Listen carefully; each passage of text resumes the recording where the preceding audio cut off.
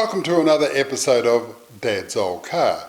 I've got two guests in this episode. First up is Eleanor Raey, and she's talking about her father's old car. Then I'll talk to John Campbell about a variety of cars that have taken his interest over the years, including his father's car. So let's join Eleanor.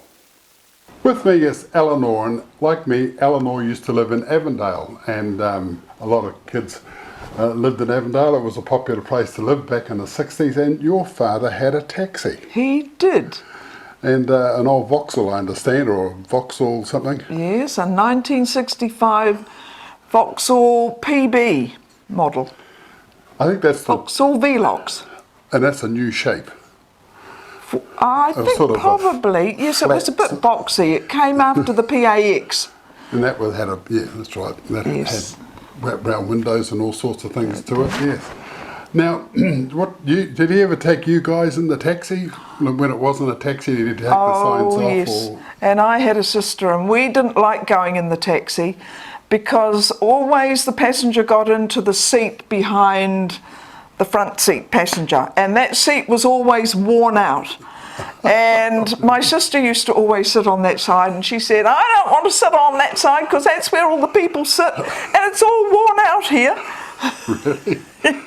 That's amazing. How was it, leather or just material? No, I think it was a dark blue car, and I think it was just a dark blue vinyl. Oh, right. It's amazing how quickly that wears out then, you know, sort of bottom Well, the springs, it was the springs, so the seat went like that. Okay. Yeah. So what was the highlight for you of this car, or your father for that matter? It was seeing how proud my father was of owning this car. He called it Blue Boy, and he was so proud that he got up went round the clock. He was proud every time, went round once, went round twice, went round 3 times, and he was on 300,000 odd miles when he...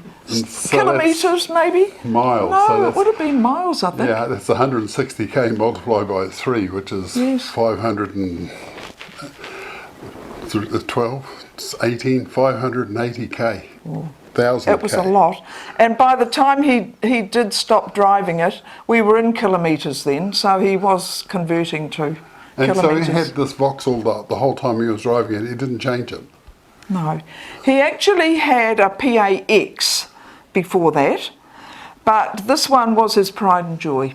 It was, and he kept it right until just before he passed away. He sold it to a man who lived down in Tairua. Oh, okay. And he came up and picked it up. At sort of like 500,000k. Yes, yes. So with the taxi, I guess, like a lot of vehicles like trucks, that if you don't turn them off, they just seem to last forever. Oh, well, he just loved being a mechanic. Oh, okay. And he had it in parts in the garage. He had a 36 feet long garage. He had a pit in the garage. He would put it up on blocks. He had another one, a replacement, round the back of the garage, and my poor mother had to put up with this wreck of a car round the back of the garage while my father said, yes, I'll be using it. I'll be taking spare parts off it and using it for the taxi. Well, whether he did, I'm not too sure, but he always thought that he needed it, just in case. So did he ever go like any distance, like somebody say, I want to go to Pyro or Tauranga or Hamilton? Yes, he did. Yes, Really? Yes, he used to take people away overnight sometimes. Really? That wasn't usual. No. But people would be riding in his taxi and say, oh, I like you, driver. I'm going down to such and such a place. Would you be able to take me? So he said, oh, yes, he was a commercial traveller before he was a taxi driver, so he was very used to driving. And the long distance. And knowing roads too. Yeah, wow. And talking to the passengers along the way as he went. So was he home a lot of the time? Like a lot of truck drivers, just sort of, 5 o'clock in the morning they're gone, and 8 o'clock at night they're back. So no, he wasn't like that. No. He would not start before 8 in the morning. He had a driver on in the weekend when he first started, so he just did Monday to Friday. And then he got to the stage where he didn't need the driver. He was getting a bit older, because he didn't really start this until, well, he was in his 50s when he started driving. Okay. So He used it through his 50s and 60s, and he actually kept driving, not that taxi, but for another company, until he was 82. Good God. People rode in his taxi. At 82? 82, yes. Wow. Yes. I was just seeing on a pile of stuff. Cuttings, yes. There's a taxi badge. We've got this little badge. It was a magnet and would have just sit on the side of the car there. I guess this is earlier than what you see here. But that's the car, and he's got a little arrangement on the roof. Mm-hmm. But I think the police or the traffic department, because it was the traffic department and police, they were separate. Mm-hmm. The cops had cars like that. And if you look at that, you could imagine that said traffic and a little raspberry on the roof. I think they had black cars though, didn't they? Well, they probably were, but I'm just saying, looking taxi, at that photograph. Yes, similar. Yeah. Yes. Yeah. Wow.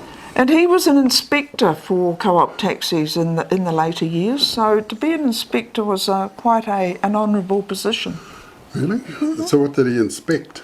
Oh, he used to go round. They were like bus inspectors. They would just go round and check that drivers were doing the right thing on the ranks and taking their turns. And that's another thing. I mean, looking at taxi drivers today, you go to the airport and the queues are a mile long, and everybody's in the front, and you just take your turn. So you just all move up. That's what they had to do. Yes, they had to do. Be fair to each other. I think they've changed that rule. So if you are a passenger, you can choose any of those cars that are all light, knowing that the guy in the front's the next one up and he's been waiting an hour or so. But it would brass them off if you sort of went to cab number 4. It would, but there was a real protocol back in those days. Right. And I remember a family friend, he was made redundant, and he said to Dad that he might become a taxi driver, and Dad said, no, don't become a taxi driver. They're going to be deregulated, and it won't be the job that it has been. Wow.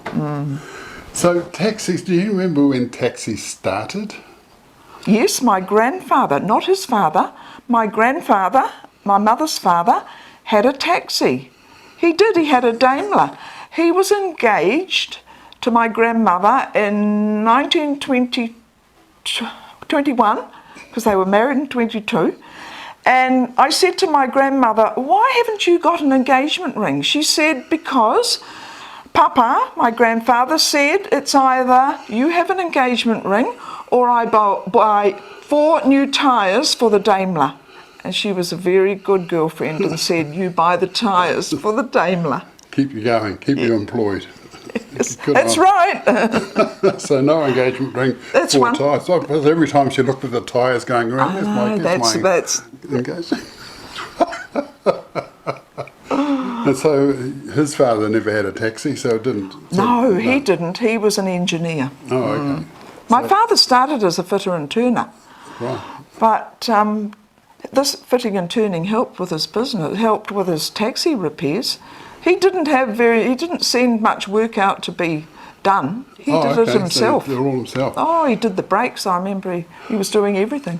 Because I remember talking to old truck drivers in the 40s and 50s. They would haul the whole engine out on a Sunday, put another one back in and be ready to go again on Monday morning. He wasn't quite that organised, but he did pull the whole engine out. He had a block and tackle in the garage. Oh, wow.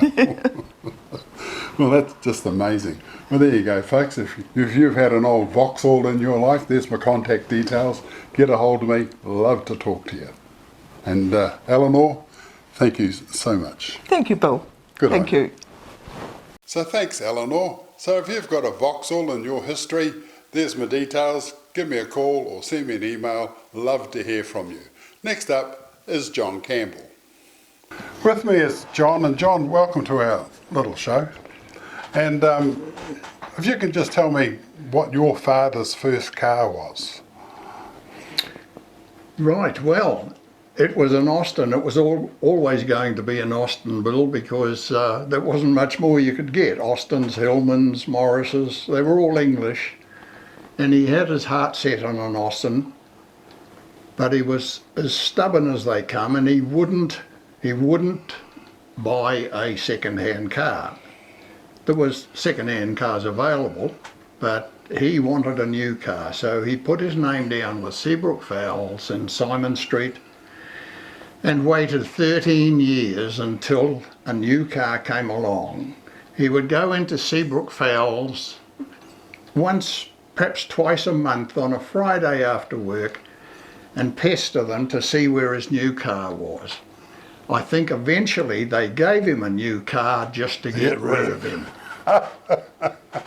So when it came home, all lovely, shiny and brand new, did you all go for a ride in it? Not straight away, because he still didn't have a driver's licence. Oh.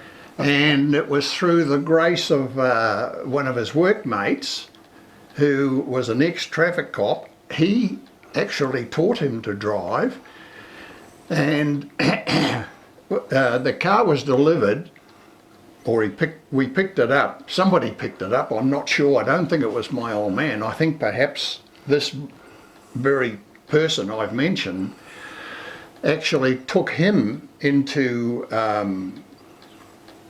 Seabrook Fowles, and they brought the car home between them. But it was Christmas Eve in 1954, and so over the holiday period, my old man got a good chance to familiarise himself with it, and so when we started work again in January of 1955, he had the car to go to work in. And a licence.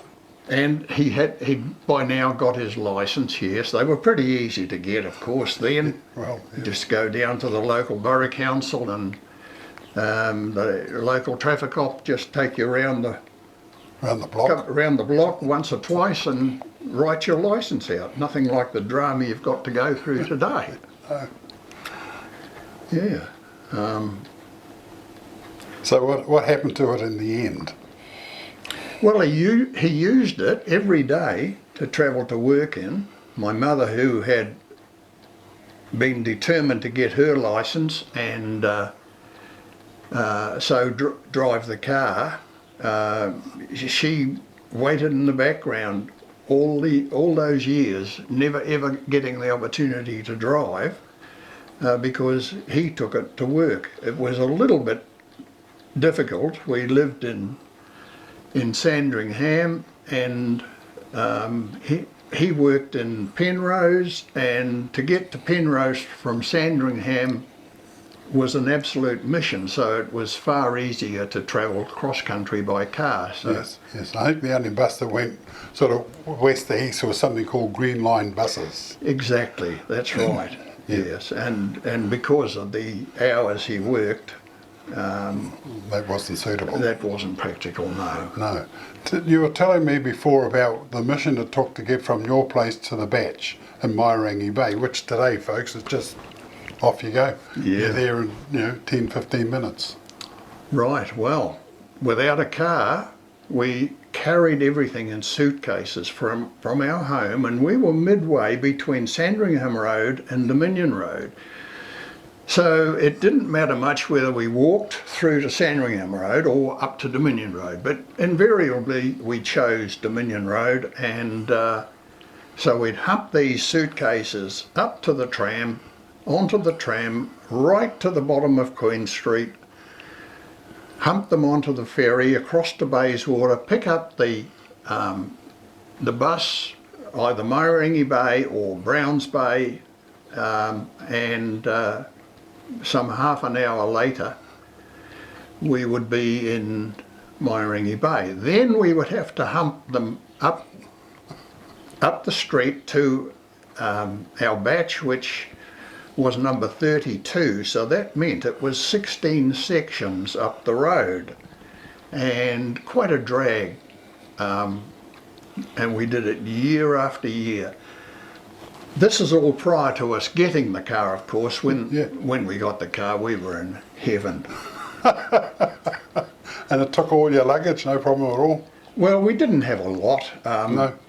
The furniture that was already established in the batch had been taken there by relatives with motor vehicles. I had an uncle with a Bradford van, and he was good enough to take furniture over to us when the batch was first built. But yes, the old Austin, it managed quite well. Excellent.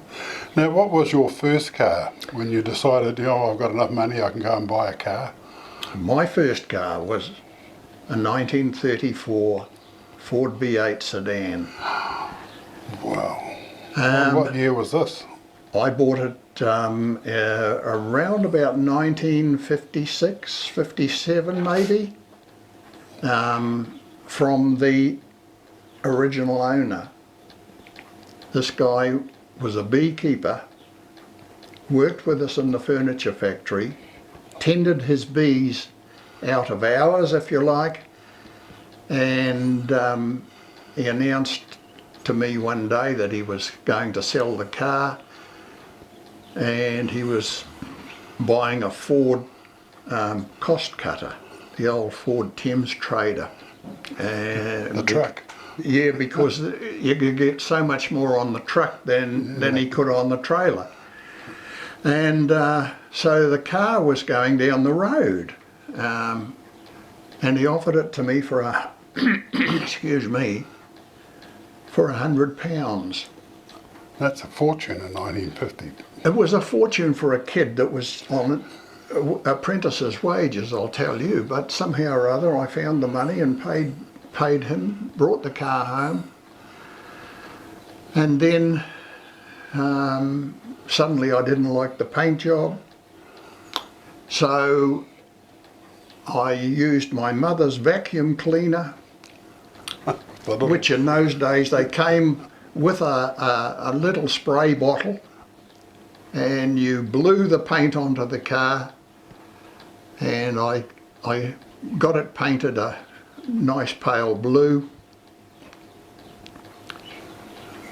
And then towards the end of 1957, I was called up to do my national service. I said to my parents, I'll be away for 3 months doing my national service. I better get rid of the car. It'll deteriorate over 3 months while I'm away. How naive can an 18-year-old kid be? So I got rid of it, sold it to a mate, and I went off to do my national service in the Navy and rued the day. I still rue it to this day, but it's been done and you can't do much about it. No.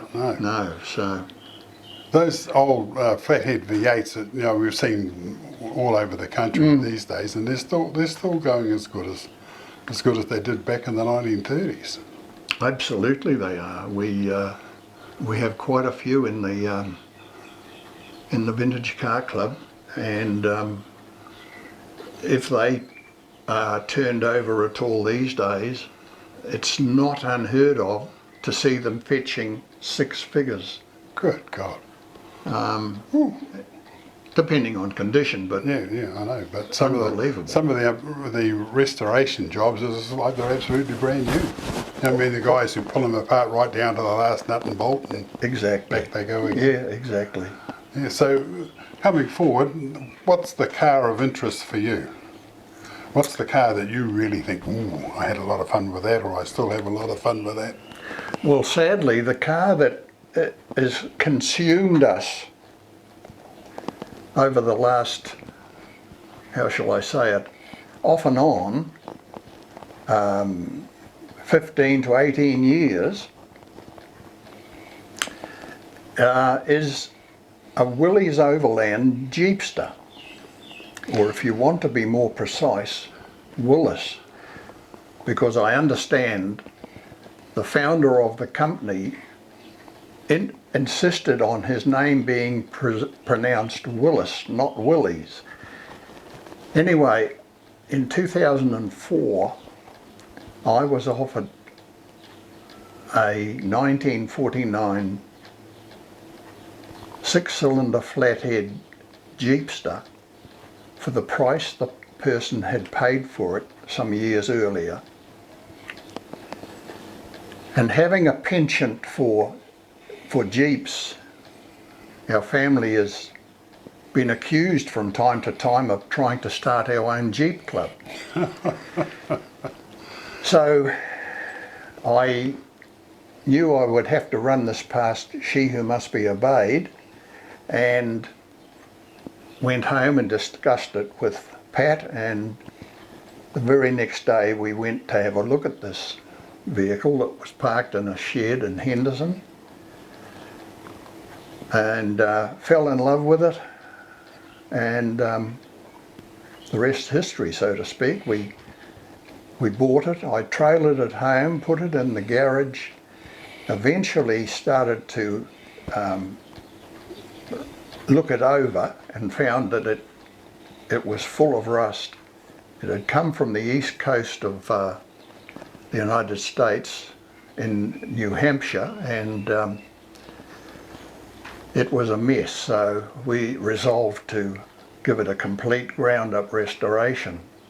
And over the next few months I stripped it completely, took the body, took all the parts, everything that was in need of rust removal, took it to a dip stripper and had it all stripped, then primed, and brought home. And then eventually I found one of the old school panel beaters who I persuaded to take the job on of cutting out all the rust and bringing it back to its original condition. So that took nearly a year for everything to be achieved, and we would go in and give him a progress payment once a week. Didn't dare to add up from the check butts how much we'd spent, but at the end of the year it was done. We brought it home, it was all primed, ready for painting, and we put it in our shed and almost forgot about it. It laid there for several years before we were game enough to take up the cudgel again and proceed a bit further.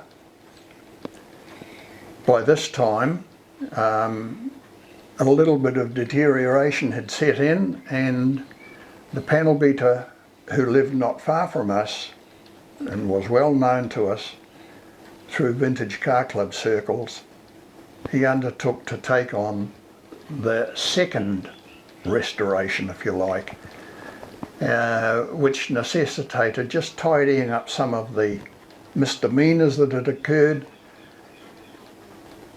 over the preceding years, and with the help of an excellent painter that he employed, we are now proudly waiting for the time, which isn't too far away, where we can start reassembling it. Wow. So tell me about Mr. Willie's. What they had that sort of like a triangle front on them, and then there seemed to be woodwork. You know, the woodwork in the station wagon. In the station, well, actually, there was no woodwork. It was they were a full pressed steel panel body, and it was the way they were pressed that made it gave it the impression that it was woodwork. Yes. And then depending on how you painted them, we had a friend with one just as you've described, and it was all painted the one colour. But conversely, a lot of people, particularly in the States, would pick out what looks like woodwork and have it painted looking like woodwork. And were those four-wheel drive? I mean, did it have a separate lever for putting it into low four-wheel drive? Those that were designated four-wheel drive wagons, yes, that's exactly right. The Ford Jeep was it was identical to the Willys Jeep, with the exception of a couple of items that only aficionados will be familiar with. For instance, the Ford Jeep had a different front cross member to the Willys. The Ford had a tubular cross member, almost like a banana, if you like. Oh, yeah. And that was tubular, whereas the Willys front cross member was a piece of U-channel, dead straight. And there was other little subtle differences too, that again the untrained eye wouldn't pick up. No. Henry Ford was pretty pedantic. He really didn't want to make the Jeeps. He was coerced into it, shall I say, by the US government, simply because Willys' plant wasn't that big. No, right. And Henry Ford had the word Ford pressed into the back panel across the Jeep. Mind you, so did Willys when they first produced them. But both companies were told to desist by the US government. No identification, no markings on them whatsoever. So that was okay. Willys complied, and Ford generally did, but Ford used to make his own nuts and bolts. And on the head of every bolt in a Ford Jeep, the capital F was cast into the head of the bolt. So that was a Sort of complying. succinct way of getting the word out there that this is a Ford. So Jeep is, well, it's come from the war really. I think there was a Willys Night. Willys Night The Willys Night goes right back to the 20s. And the engine that powered the Willys Jeep was derived from that which powered the Willys Night. Right. So the Knight and Willys sort of joined forces, I think, somewhere along the line. Yes, a Knight was an obscure company that probably didn't last much more than 5 minutes, and No. like a lot of others. Overland, the true name of the Willys company is Willys or Willis Overland, and Overland was another small company that operated in the early part of the 19th century, and John North Willis, he bought that company and continued making Overlands until eventually they were phased out, or the name was phased out, and they all became Willys cars. There's an odd-looking Willys car that's got a big bulbous front on it and mud guards, probably 1930s something. Do you remember 37, 38, that? yes. Yes. But there's a couple in sheds that we've seen on our travels. Yes, there are quite a lot of those in this country, and they're very popular amongst the hot rod fraternity that'll Right. use the bodies. It's the body only that looks anything like a Willys car. Thank you very, very much, and your take on your history, your father, the cars that you've had, absolutely interesting. So thank you very much, John. You're very welcome, Bill. Absolutely. There you go, folks. John.